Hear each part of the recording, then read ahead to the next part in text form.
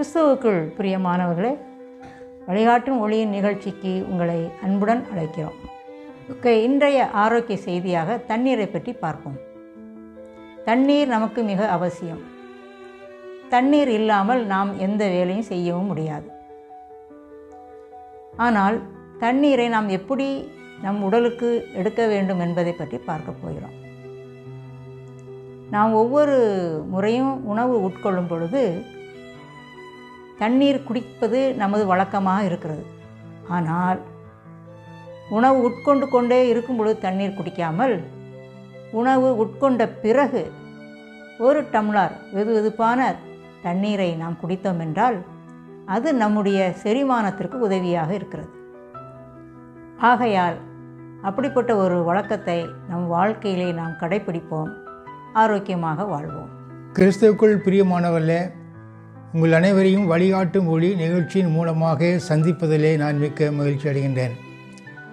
இன்று உங்களுடன் பகிர்ந்தளிக்கக்கூடிய சத்தியம், கர்த்தர் என் மேய்ப்பராக இருக்கிறார், நான் தாழ்ச்சி அடையேன். சங்கீதம் 23ஆம் அதிகாரம் 1வது வசனம். சங்கீதம் புஸ்தகத்தில் 150 அதிகாரங்கள் இருக்கிறது. பெரும்பாலான சங்கீதங்கள் தாவீது அரசனால் எழுதப்பட்டது என்று சரித்திரம் நமக்கு சொல்லப்பட்டிருக்கிறது. சங்கீதம் புஸ்தகத்தில் அநேக வேண்டுதல் இருக்கிறது, அநேக விண்ணப்பங்கள் இருக்கிறது, அநேக புலம்பல்கள் இருக்கிறது, அநேக வெற்றி முழக்கங்கள் இருக்கிறது. ஆடு மேய்த்து கொண்டு இருந்த தாவீதை இஸ்ரவேல் ராஜ்யத்தினுடைய அரசனாக அமர செய்தார். இது எதை நமக்கு காட்டுகிறது என்று சொன்னால், வேதம் சொல்லுகிறது தாழ்ந்தவர்கள் உயர்த்தப்படுவார்கள் என்பதை வெளிப்படுத்துகிறது. சங்கீத புஸ்தகம் பூமியில் கர்த்தரை துதிக்கும் துதியாக அமைந்திருக்கிறது. வெளிப்படுத்தின விசேஷம் பரலோகத்திலே கர்த்தரை துதிக்கும் துதியாக அமைந்திருக்கிறது.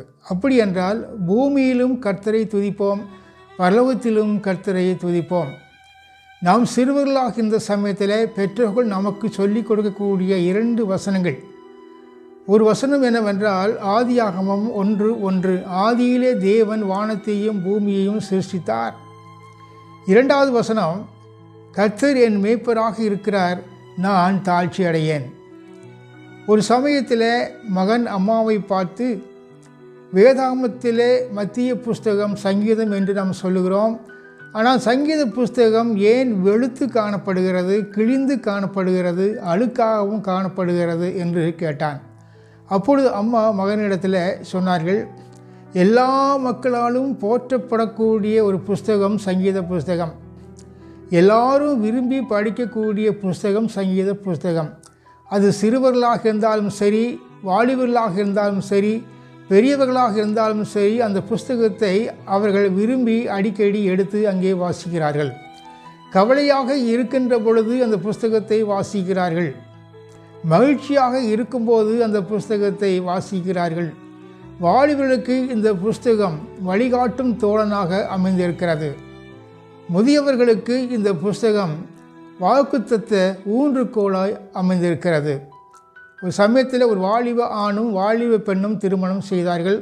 3 மாதங்கள் சந்தோஷமாக இருந்தார்கள். 4வது மாதத்தில் அவர்களுக்குள்ளே கருத்து வேறுபாடு ஏற்பட்டு ஒருவரை ஒருவர் பிரிந்து வாழக்கூடிய சூழ்நிலை அங்கே ஏற்பட்டது. மனைவியானவள் அநேக இடங்களில் சென்று நிம்மதியை தேடி அடைந்தார்கள், ஆனால் நிம்மதி கிடைக்கவில்லை. கடைசியில் கர்த்தருடைய ஊழியக்காரன் அந்த வாலிப சகோதரியை பார்க்க நேர்ந்தது. அப்பொழுது கர்த்தருடைய ஊழியக்காரன் ஒரு வேதாகமத்தை அவர்கள் கையிலே கொடுத்து, இந்த புஸ்தகத்தை நீங்கள் தினந்தோறும் வாசியுங்கள், உங்களுக்கு நிம்மதி கிடைக்கும் என்று அங்கே சொன்னான். உடனே அந்த சகோதரி ஒவ்வொரு நாளும் வேதாகமத்தை வாசிக்க ஆரம்பித்தார்கள். ஒவ்வொரு வசனமாக அதிகாரமாக வாசித்து கொண்டு வருகிற வேளையில் இந்த சங்கீதம் 23ஆம் அதிகாரம் 1 வாக்கியத்தை வாசித்தார்கள். அந்த வசனத்தை அவர்கள் வாசிக்கும்போது அவர்களுக்கு ஒரு விசுவாசம், ஒரு நம்பிக்கை, ஒரு தைரியம், ஒரு புத்து உணர்ச்சி அவர்களுக்கு ஏற்பட்டது. கர்த்தர் என் மேய்ப்பராக இருப்பதனால நான் கவலைப்பட வேண்டிய அவசியம் இல்லை. கர்த்தர் என் மேய்ப்பராக இருப்பதனால நான் அசைக்கப்படுவதும் இல்லை என்பதை அவள் அங்கே உணர்ந்தாள். பிரியமானவர்களே, கர்த்தர் என் மேய்ப்பராக இருக்கிறார் என்பதை காட்டிலும் கர்த்தர் நம் மேய்ப்பராக இருக்கிறார் என்று நாம் சொல்லும் பொழுது அது சால சிறந்ததாக காணப்படுகிறது. கர்த்தர் என் மேய்ப்பர் என்று சொல்வதற்கு பதிலாக நம் மேய்ப்பர், நம் தேவன், நம் மீட்பர் என்று சொல்லி பாருங்கள், எவ்வளவு ஆசீர்வாதமாகவும் சந்தோஷமாகவும் அங்கே காணப்படுகிறது. கர்த்தர் நம் மேய்ப்பர் என்று நாம் சொல்லுகிற பொழுது அதில் உரிமை இருக்கிறது. குழந்தையிடத்தில் நீங்கள் ஒரு கேள்வி கேட்டு பாருங்கள், இது என்னுடைய அப்பா, என்னுடைய அம்மா என்று சொல்லி பாருங்கள். உடனே அந்த குழந்தை சொல்லும், இல்லை இல்லை, இது என்னுடைய அப்பா, என்னுடைய அம்மா என்று உரிமை கொண்டாடுகிறது. அந்த குழந்தை தனக்கு விருப்பமான ஒரு புஸ்தகத்தை எடுத்துக்கொண்டு, இது என்னுடைய புஸ்தகம், இது என்னுடைய பேனா, என்னுடைய ரப்பர் என்று சொல்லுகிற பொழுது அதில் உரிமை இருக்கிறது, உரிமை. ஆகிய பிரியமானவர்களே, கர்த்தர் என் மேய்ப்பராக இருக்கிறார் என்று சொன்னால் அதில் உரிமை இருக்கிறது என்பதை நாம் அறிந்து கொள்ள வேண்டும். 2 பேர் சண்டை செய்து கொண்டிருந்தார்கள். அப்போது ஒருவர் வந்து, ஏன் சண்டை போட்டு கொண்டு இருக்கிறீர்கள், ஏன் அனாவசியமான காரியங்களை பேசி கொண்டு இருக்கிறீர்கள் என்று கேட்ட பொழுது அந்த நபர் சொன்னார், இவர்கள் என்னுடைய நண்பர்கள், ஆகினால எனக்கு உரிமை இருக்கிறது, நான் திட்டுவதற்கு உரிமை இருக்கிறது, நான் அணைப்பதற்கு எனக்கு உரிமை இருக்கிறது என்று அங்கே சொன்னான். பிரியமானவர்களே, சங்கீதம் 91ஆம் அதிகாரம் 2வது வாக்கியத்தை வாசித்து பார்க்கிற பொழுது, அவர் என் கோட்டை, என் அடைக்கலம், நான் நம்பி இருக்கிறவர் என்று நான் சொல்லுவேன். பிரியமானவர்களே, இந்த வசனத்தை திரும்பவும் வாசித்து பாருங்கள். கர்த்தர் என் மேய்ப்பராக இருக்கிறார், கர்த்தர் என் மேய்ப்பராக இருக்கிறார் என்று சொன்னால் நான் இந்த உலகத்தை அனாதை அல்ல, தனிமையானவனும் அல்ல, தனித்து விடப்பட்டவனும் அல்ல. சிலர் சொல்லுவதை நாம் கேள்விப்பட்டு இருக்கிறோம். குடும்பத்திலே என்னுடைய கணவர் கைவிட்டு விட்டார், என் பிள்ளைகளும் கைவிட்டு விட்டார்கள், கை நிறைய சம்பாதிக்கிறார்கள், ஆனால் எந்த உதவியும் செய்வது இல்லை என்று மனைவியானவள் புலம்பிக் கொண்டிருக்கிற சூழ்நிலைகளை நாம் கவனித்திருக்கிறோம். ஆனால் வேதம் சொல்லுகிறது, சங்கீதம் 27வது அதிகாரம் 10வது வாக்கியத்தில், என் தாயும் என் தகப்பனும் கைவிட்டாலும் கர்த்தர் என்னை சேர்த்து கொள்வார். ஆகிய பிரியமானவர்களே, கர்த்தர் நம்மை சேர்த்து கொள்ளுவார். நாம் கவலைப்பட வேண்டிய அவசியம் இல்லை. காரணம் என்னவென்றால் கர்த்தர் நம் மேய்ப்பராக இருக்கிறார். சங்கீதம் 68வது அதிகாரம் 6வது வாக்கியத்தை நாம் வாசித்து பார்க்கின்ற பொழுது, தேவன் தனிமையாக இருக்கின்றவர்களுக்கு வீடு வாசலை ஏற்படுத்தி கொடுக்கிறார் என்று அங்கே சொல்லப்பட்டிருக்கிறது. அதில் பிரியமானவர்களே, நாம் தனிமையாக இருக்கிறோம், தனித்து விடப்பட்டவனாக இருக்கிறோம் என்று சொல்ல வேண்டிய அவசியமே இல்லை. கர்த்தர் சொல்லுகிறார், தேவன் தனிமையானவர்களுக்கு வீடு வாசலை ஏற்படுத்தி கொடுக்கிறார். பிரியமானவர்களே, திரும்பவும் அந்த வசனத்தை நீங்கள் வாசித்து பாருங்கள். கர்த்தர் என் மேய்ப்பராக இருக்கிறார், கர்த்தர் என் மேய்ப்பராக இருக்கிறார் என்று சொன்னால் அவர் நம்மை வழி நடத்தி கொண்டு வருகிறார்.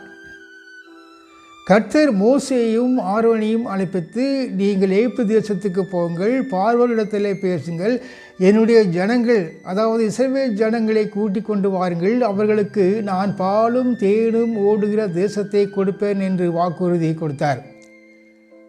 உடனே மோசேயும் ஆரோனும் எகிப்து தேசத்திலே போய் பார்வோனிடத்திலே பேசினார்கள். மோசே ஜனங்களுடைய தொகையை கணக்கு பார்த்தான். 6,00,000 புருஷர்கள் என்று அங்கே சொல்லப்பட்டிருக்கிறது.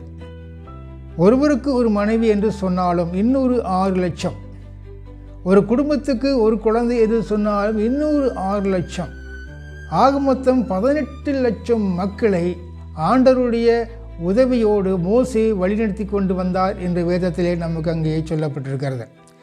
இந்த 18,00,000 மக்கள் எங்களுக்கு ஆகாரம் வேண்டும் என்று சொன்ன சமயத்தில் ஆண்டவர் வானத்திலிருந்து அப்பத்தை வர்ஷிக்க பண்ணி கொடுத்தார். எங்களுக்கு தண்ணீர் வேண்டும் என்று கேட்ட பொழுதும் கண்மணியின் தண்ணீரை குடிக்க கொடுத்தார். எங்களுக்கு இறைச்சி வேண்டும் என்று சொல்லி எல்லா ஜனங்களும் அழுது சமயத்தில் ஆண்டவர் காடைகளை அனுப்பி அவர்களை திருப்திப்படுத்தினார். வழிநெடுகு ஆண்டவர் இஸ்ரவேல் ஜனங்களை வழிநடத்தி கொண்டு வந்ததாக வேதத்திலே அங்கே நாம் வாசிக்கிறோம். யாத்திராகமம் 13ஆம் அதிகாரம் 21வது வாக்கியத்தை நாம் வாசித்து பார்க்கிற பொழுது, கர்த்தர் பகலில் மேக ஸ்தம்பத்தினாலும் இரவில் அக்கினி ஸ்தம்பத்தினாலும் வழிநடத்தி கொண்டு வந்தார் என்று வேதத்திலே நமக்கு அங்கே சொல்லப்பட்டிருக்கிறது. பிரியமானவர்களே, நீங்கள் மறுபடியும் அந்த வசனத்தை நீங்கள் வாசித்து பாருங்கள். கர்த்தர் என் மேய்ப்பராக இருக்கிறார். கர்த்தர் என் மேய்ப்பராக இருக்கிறார் என்று சொன்னால் தேவன் நம்மை பாதுகாக்கிறார்.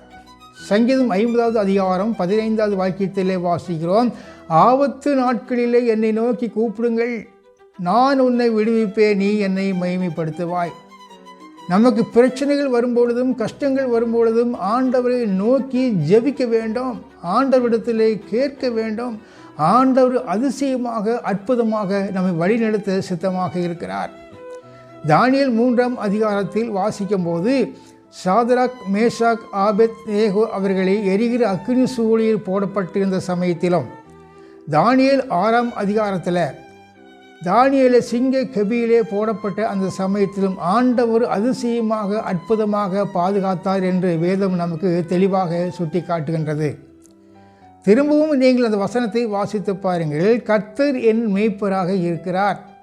கர்த்தர் என் மேய்ப்பராக இருக்கிறார் என்று சொன்னால் கர்த்தர் நம்மை போஷிக்கிறார். பிரியமானவர்களே, மத்தேயு சுவிசேஷம் 6வது அதிகாரம் 26வது வாக்கியத்தை நீங்கள் வாசித்து பாருங்கள்.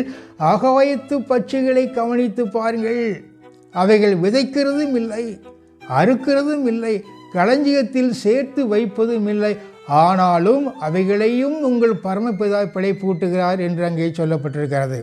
பிரியமானவர்களே, ஆண்டவர் பறவைகளுக்கு ஆகாரத்தை கொடுக்கும்போது அவைகளை காட்டிலும் நீங்கள் விசேஷித்தவர் அல்லவா என்று சொல்லி ஆண்டவர் அங்கே நமக்கு சொல்லுகிறார்.